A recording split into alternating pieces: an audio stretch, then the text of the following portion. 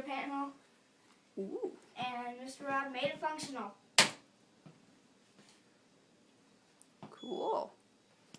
Yeah, and all the buttons light up except this and this. There's your alarm. These buttons light up.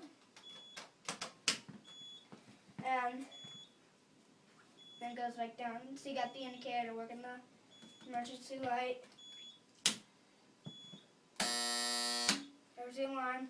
And look at it. Look how it glows in the dark. So are we going to leave this out in the garage? No. Where do you want to put it? In the room, so yeah. All right, looks cool. Yep, and this turns it off.